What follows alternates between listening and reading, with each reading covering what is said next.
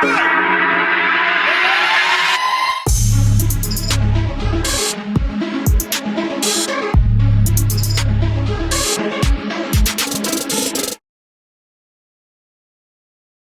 guys, today is July the 17th of 2022, and I wanted to do an update on the US dollar using cycles and double weekend price and time technical analysis.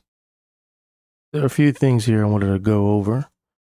First, I'd like to start out with the weekly chart, the weekly cycles, and we can see that I'm using data all the way going to 2000 to current price action as of today. There are three cycles that are important on the weekly. The strongest one is the 180, which is this one. As you see, we zoom in a little more. Correlation is 0.55, so it's not that bad. This is probably the best one out of all the other two.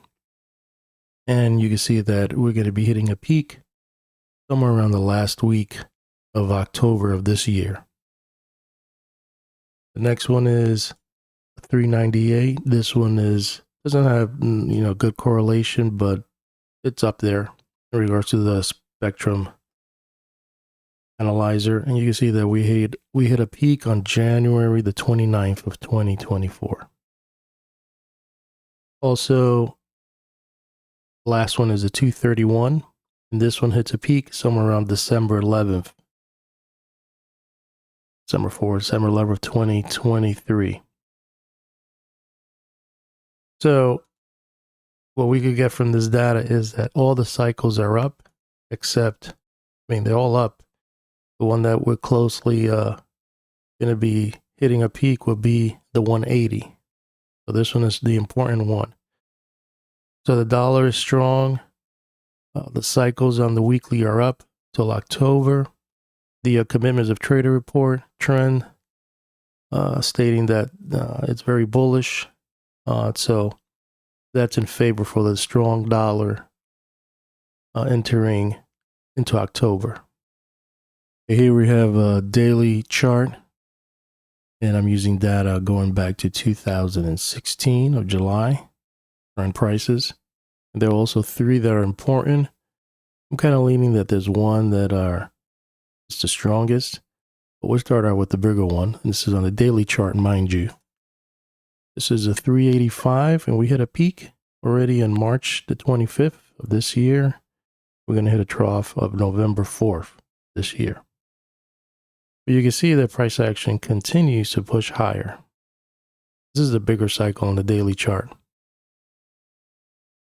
The next one is a 314. Look at the correlation, if there's any good correlation here.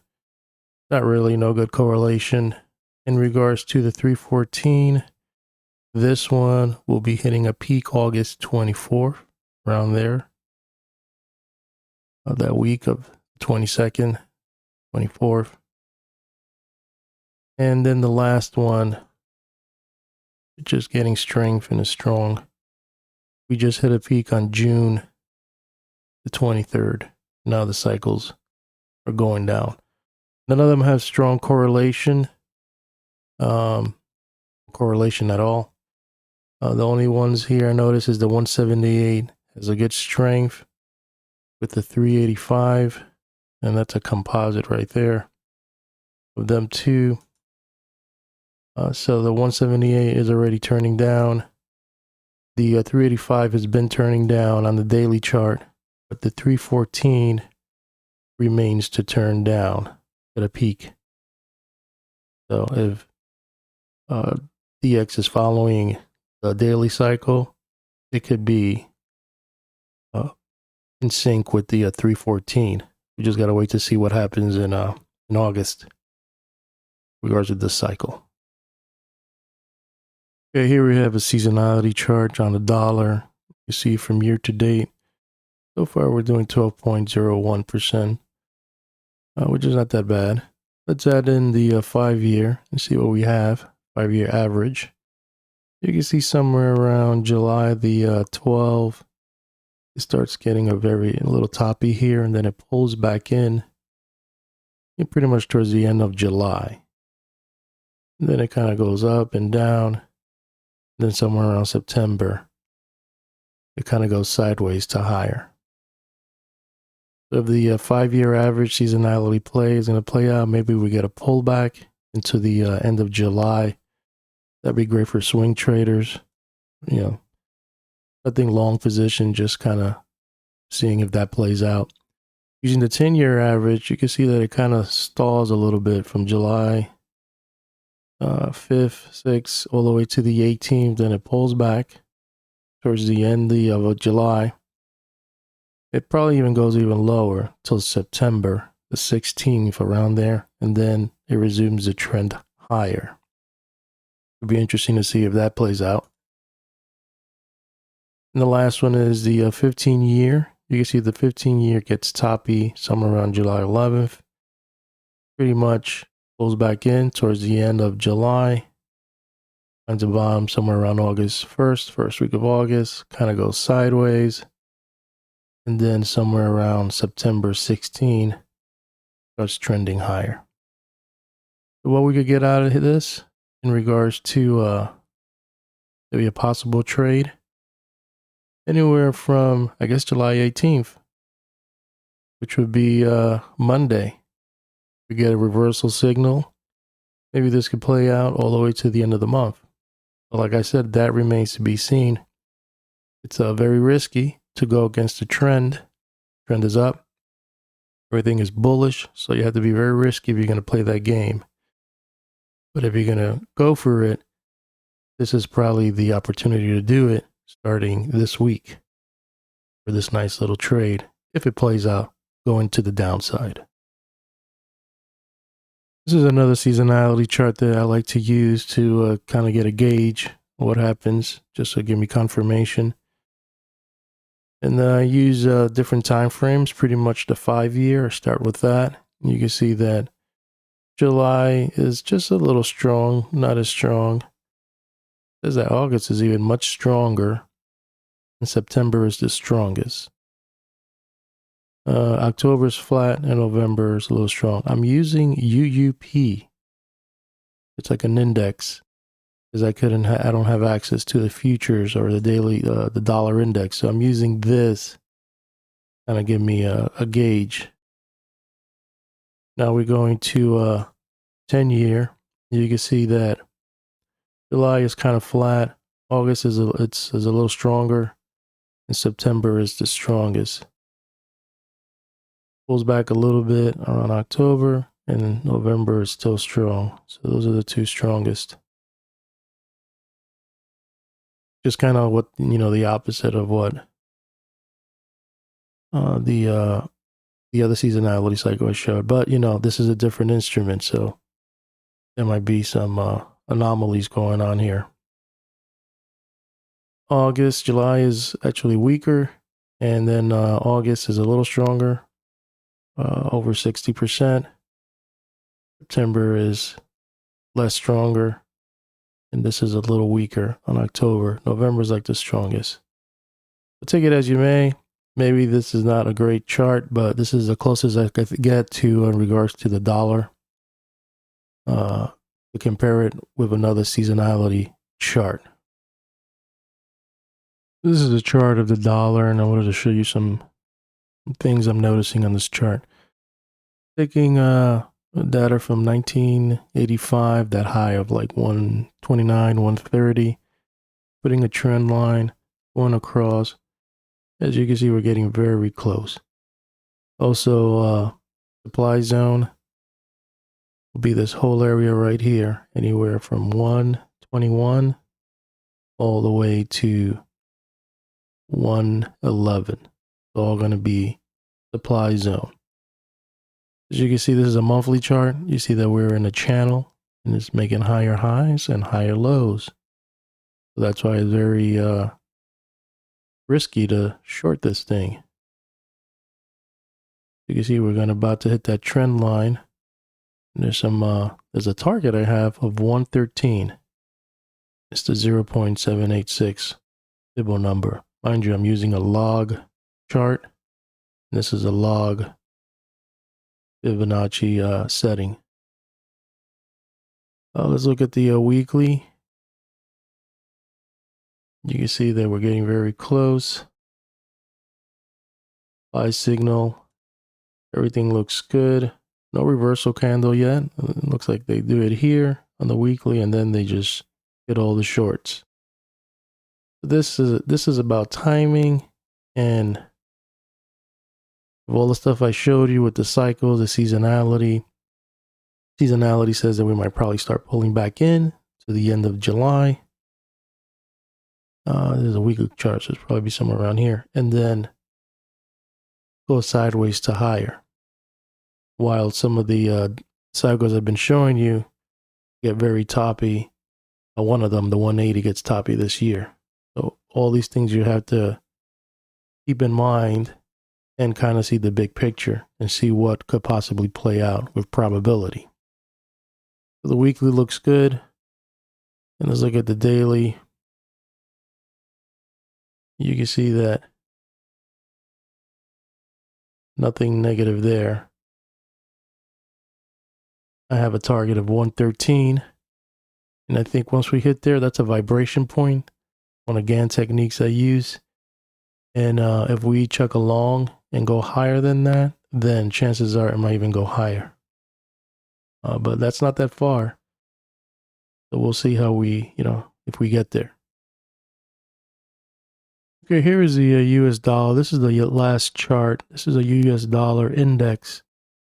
I was having a hard time trying to find the Dixie futures with a lot of data, historical data. You have to pay for it. So I kept digging and found this US dollar index. Mind you, it's a different price. Like this high was here, it was like 115.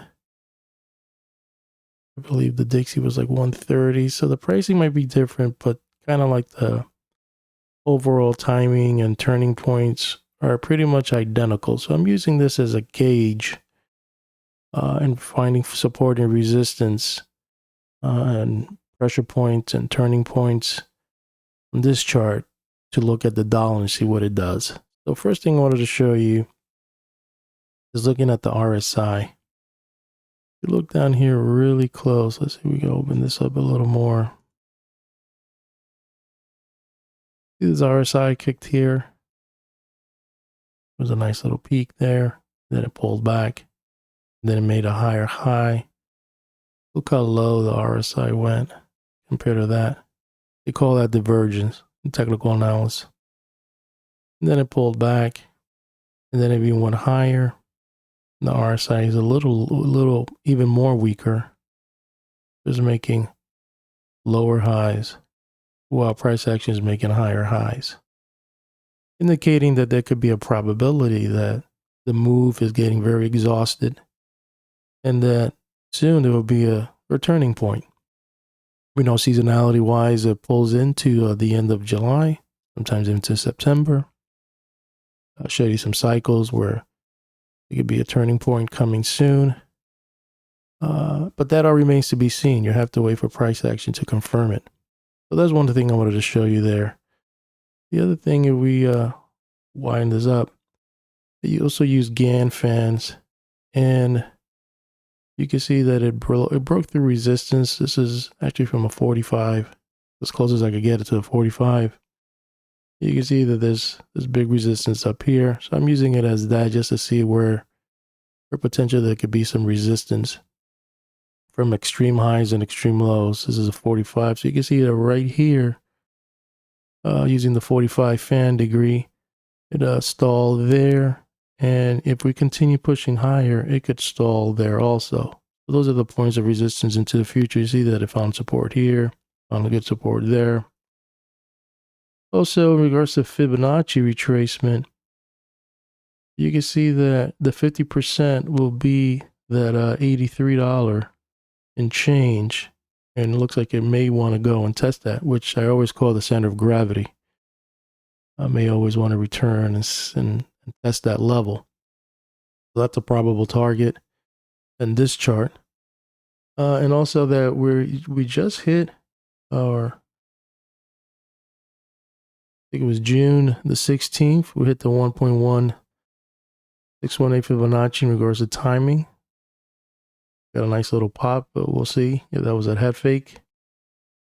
And then in regards to Gann squaring the range, I have two techniques I use because I think they're both great. It depends on the eyes of the beholder. One would be that you would square from an extreme high, and you don't really go to the point of the swing low. You use the bottom anchor to line up the low, and then you expand out, and you can see that so far this one looks really good. It finds support here, it goes up, finds resistance at the 1/4, goes all the way up, falls, finds support at the 1/4, goes up, turning point right here, then it goes up, and you see that now we just hit a angle right here using the Gann square. If we could break through up there, then chances are that we'll hit the 83.21 cents. That's the next level in the 1/4. Another Gann square that I use is from here to the low, the actual low of the chart, then expand out. You can see that this is the 1/4, this is the 1/8. You can see that it even looks different. It's just because I know which is the one I'm using, but I just use it to see. You can see that it falls off of here, off of this angle, while you use the other technique. You can see that it finds support. It all depends on how you want to go about it. I like to see both. You see that we hit the 1/8 right here. We pull back, and where we at right now, we're entering a timing point, which would be the end of August. 8/31 would be a timing point where, you know, maybe it tops out there, then it stalls or it turns around. That remains to be seen if you use the other technique. I think the